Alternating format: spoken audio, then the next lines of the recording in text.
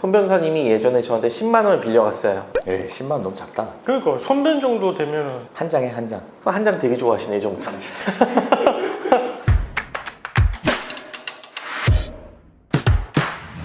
안녕하세요, 로이어 프렌즈입니다. 구독, 좋아요, 댓글, 알람 설정까지 부탁드려요. 상담을 오시는 분들이 그런 말씀 많이 하세요. 뭐 변호사 비용이 좀 부담되기는 하는데 어차피 나는 당연히 소송 이길 거고, 그러면 내가 이기면은 변호사 비용 상대방한테 보전받을 수 있는 거 아니냐, 이런 생각들 굉장히 많이 하시더라고요. 진짜 많이 물어보세요. 사실인가요? 일부는 맞고 일부는 틀린 것 같아요. 그쵸. 흔히들 이제 뭐 내가 얼마를 들이든 내가 이기면은 무조건 다 받을 수 있다고 생각들을 하세요. 근데 뭐 예를 들어서 제가 손 변호사님한테 지금 소송을 걸게요. 손 변호사님이 예전에 저한테 10만 원을 빌려갔어요. 예, 10만 원 너무 작다. 그러니까 손변 정도 되면은 한 장에 한 장. 한 장 되게 좋아하시네, 예전부터.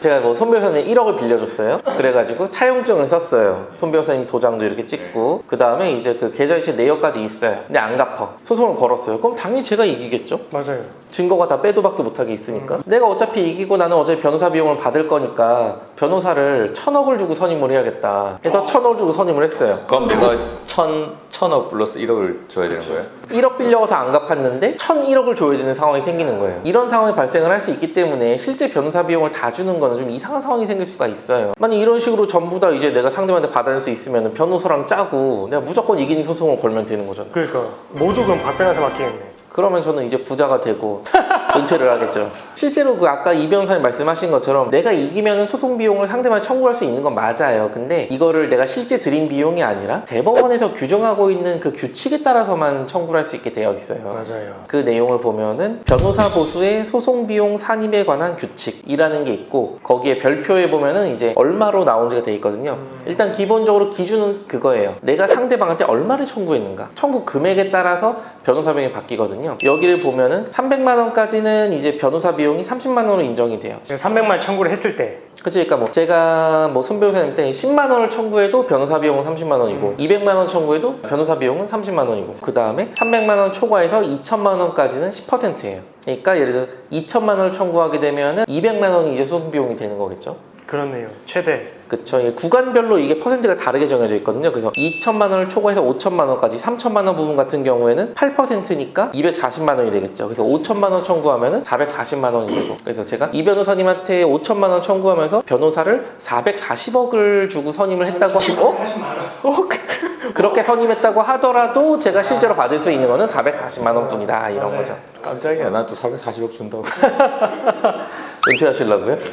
아까 뭐 말씀드린 것처럼 이제 뭐 이상하게 써먹을 수 있는 사람들이 있기 때문에, 뭐 취지 자체는 그렇죠. 내가 내 권리를 행사하기 위해서 내가 돈을 들였으니까 그 비용도 네가 나한테 내놔라. 취지 자체는 좋은데 이렇게 남용될 위험이 있기 때문에 이런 걸 방지하기 위해서 소송 비용 산입에 관한 규칙이 존재를 하는 거죠. 그래서 뭔가 내가 민사적으로 상대방한테 돈을 달라고 청구를 할 때는 결국은 이제 돈을 받으려고 하는 거 아니겠습니까? 맞아요. 내가 이겼을 때 상대방한테 청구할 수 있는 소송 비용이랑 내가 받을 수 있는 돈이랑, 그리고 내가 변호사 선임하는데 들어가는 비용이랑, 이런 걸 잘 따져서 결정을 하셔야 될 것 같아요. 아무래도 일반적으로 여기 대법원에서 규정하고 있는 규칙보다는 실제 변호사 비용이 좀 더 비싼 편이긴 합니다. 맞아요.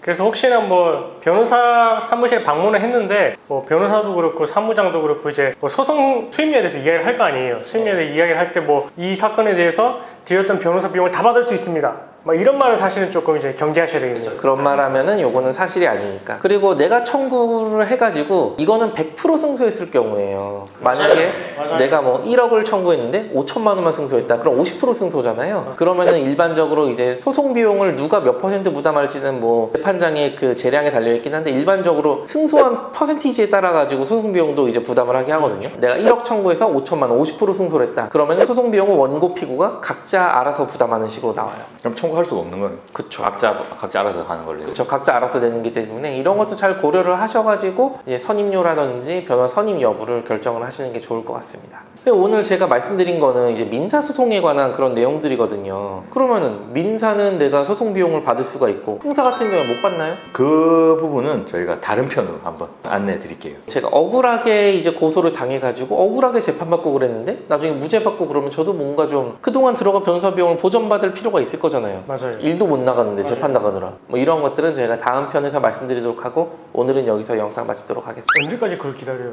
언제 해주실 건가요? 감사합니다. 감사합니다.